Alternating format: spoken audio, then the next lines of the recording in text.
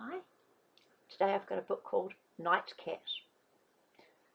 This book has been published in America and it's called Night Cat in America.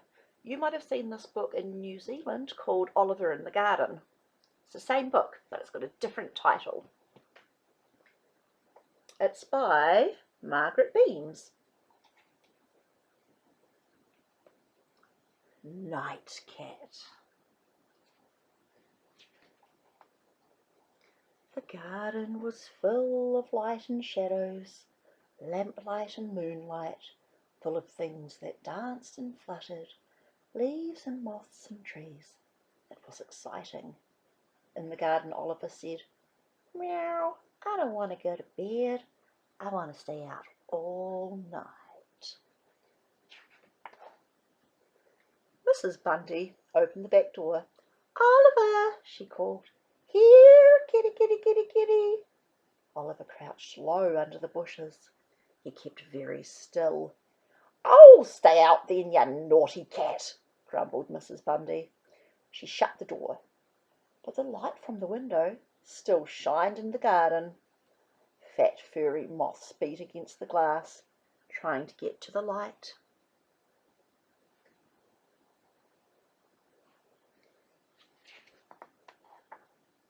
Oliver leaped up at them, raking them down with his claws. Crunch, crunch, crunch, crunch, crunch. He gobbled them up. He ate the moths? Ew. Don't think that would have been very tasty for him. Sometimes he bumped against the window. Mrs. Bundy heard him and came to the door again.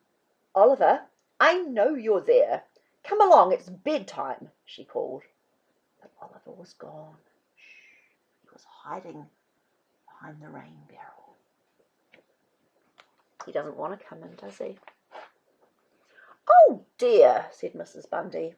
"You'll just have to stay out all night. I'm going to bed." And she shut the door and turned off all the lights. Now the garden was dark, just as the moon shined down on Oliver in the garden.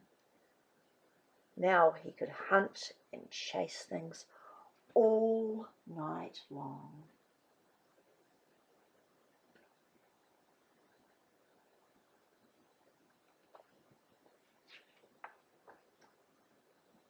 He followed a silver trail along the path. It led him to a golden brown snail.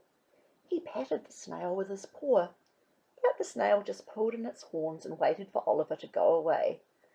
"Oh, how can you chase something that won't run away?" thought Oliver.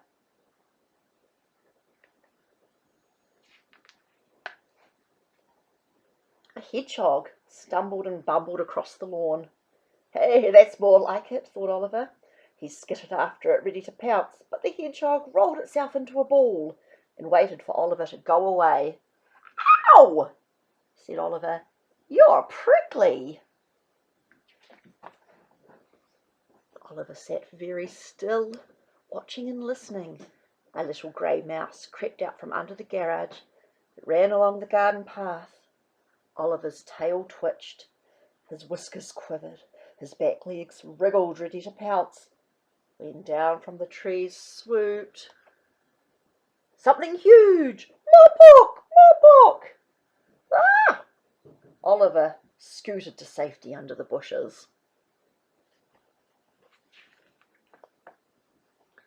The owl missed his prey and flew away silently over the rooftop. The little mouse vanished down its hole under the garage. After a while, Oliver came out. "I wasn't really scared," he said, and gave himself a quick wash. The wind rustled through the garden, making hushing, rushing noises. Wild clouds turned the moonlight on and off. The wind ruffled Oliver's fur. It made him feel like racing and chasing like a wild thing. He dashed across the lawn, straight up the trunk of a big old walnut tree. And there, nose to nose with him, was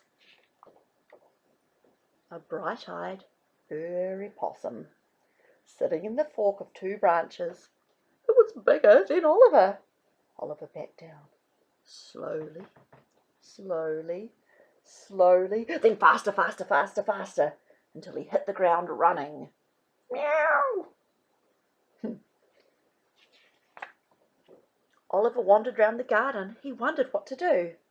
The moths were gone. Snails were boring.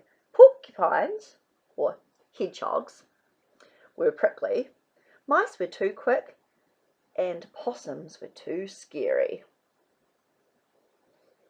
Plop! A big fat raindrop landed on his nose. Pit-pat, splitter-splatter, more rain fell.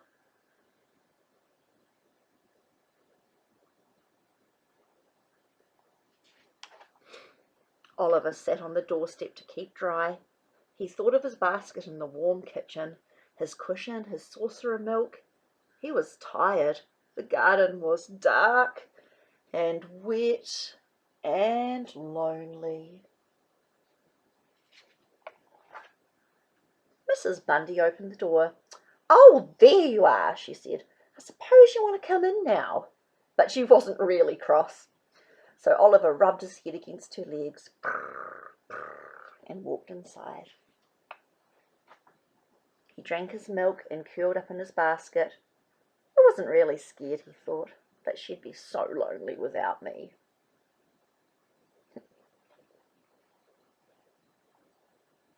Have you read this book before? In the New Zealand book, there's a possum and a hedgehog, but in the American book it says opossum and porcupine, so I had to change the words a little bit. Thanks for reading with me today. This is one of my favourites. I like books about cats. See you next time.